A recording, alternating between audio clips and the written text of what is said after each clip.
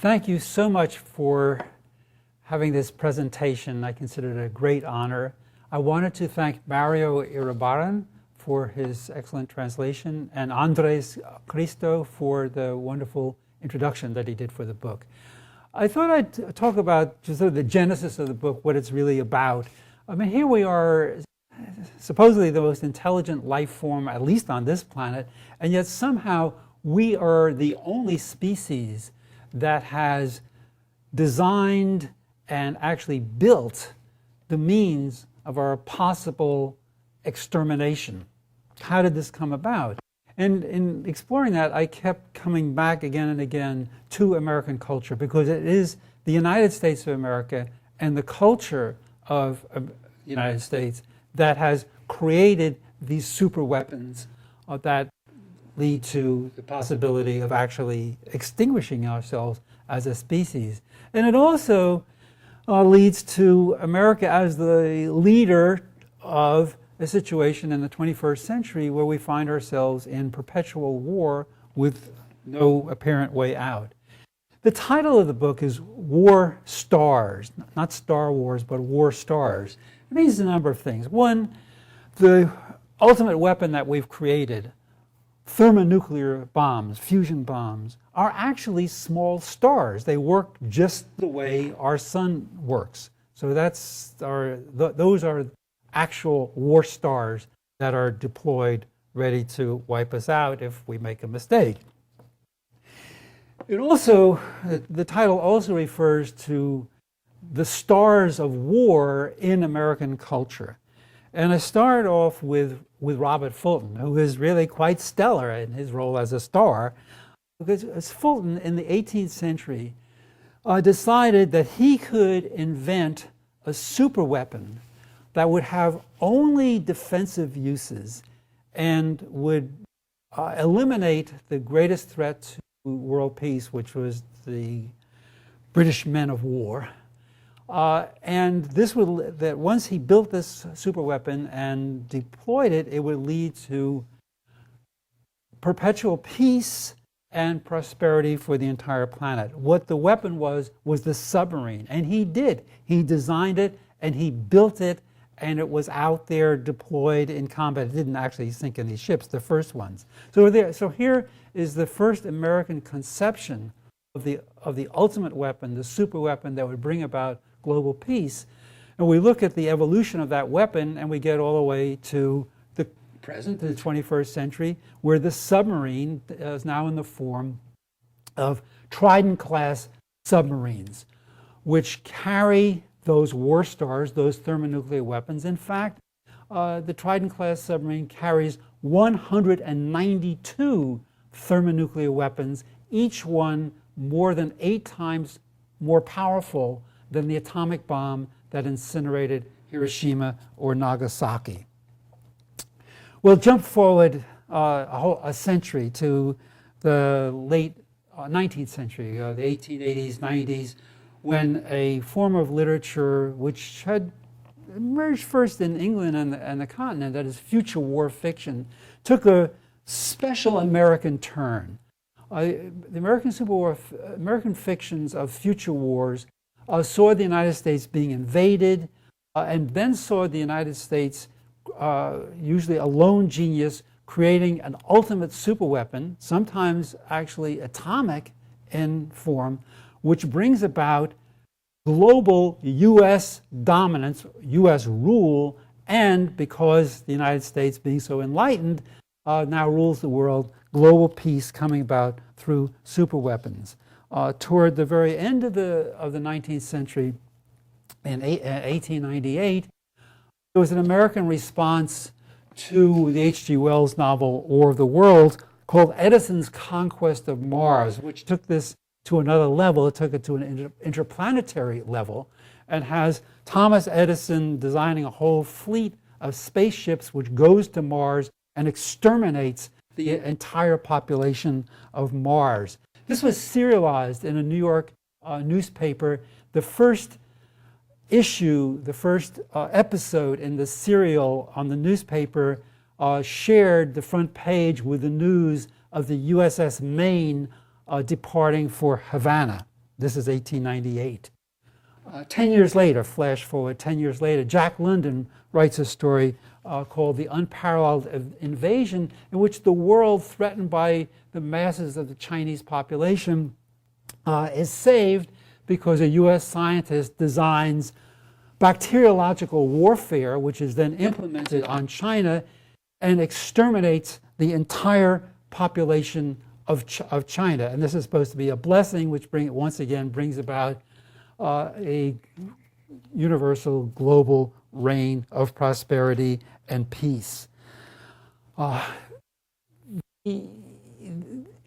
That story appears just 3 years before we have the first use of the airplane as an actual bomber attacking, in fact, the civilian population. Where was that? Libya, 1911. This year is exactly the centennial of that bombing. And that bombing developed, the British developed it in what they called control without occupation, bombing the civilian population of Baghdad in Iraq. And this developed into the fascist theory of bombing articulated by General Due in Italy, the fascist air force. In the United States, the main disciple of this fascist theory of bombing was Billy Mitchell, who really pushed toward creation of a strategic bomber and a strategic air force, which took a role in World War II, which has led to a planet that we now occupy with dire consequences. In the middle of World War II, here's another star, another war star, Walt Disney. Disney creates an animated film called Victory Through Air Power.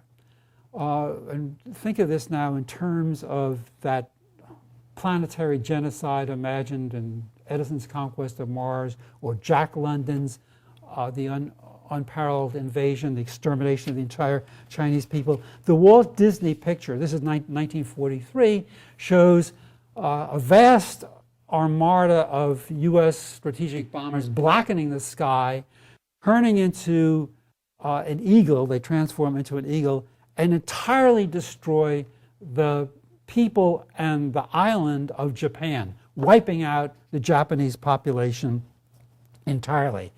This is the cultural groundwork for Hiroshima and Nagasaki. And as I develop at great length in the book, Harry Truman had read these 19th century visions of the ultimate superweapon, which bring about U.S. global domination and peace. And this profoundly influenced his decision to drop those atomic bombs on Hiroshima and Nagasaki. In the post-World War II world, this theory now takes another form as the United States develops a strategic bombing force, tests new weapons, develops from the atomic bomb to the hydrogen bomb, the thermonuclear bomb. There's this wonderful picture, a B-29. This is a 1946 picture, up an atom, with Rita Hayworth in her role as Gilda, right next to the name of the plane, which is Up an Atom. Another war star of War, Jimmy Stewart in the 1955 movie Strategic Air Command. Stewart, when he sees the first B-47, the pure jet bomber, which this icon of the late 20th century and early 21st century, Jimmy Stewart looks at the B-47 and says, "She's the most beautiful thing I've ever seen in my life."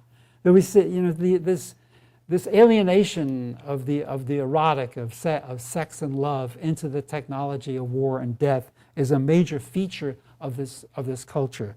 Ronald Reagan, another star of war, creating the basis for the switch in the title, Star Wars.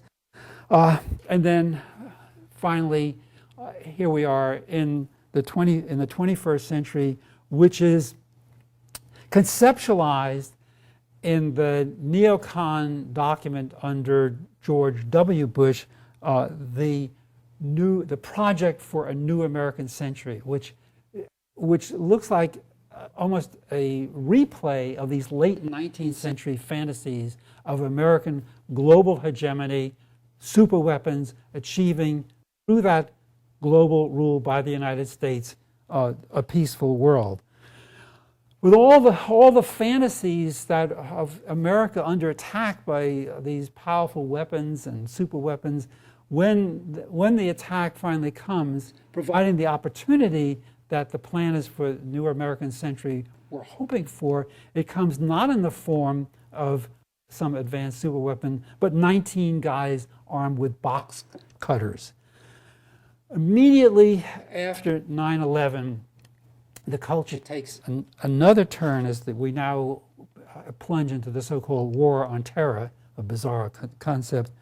Within 2 months, Rupert Murdoch's Fox system was airing the serial 24, which shows the way to protect the world from the terror is to use torture and other extreme means to stop the, quote, bad guys from destroying the world. Well, this is in a nutshell how we got from the 18th century to the 21st century, the so-called new American century, and the role of the superweapon. By the time we get to this, the imagined superweapons projected in George W. Bush's speech, which gets Congress to authorize the Iraq invasion, the imagined superweapons become the means to plunge us into this state of perpetual war. Thank you.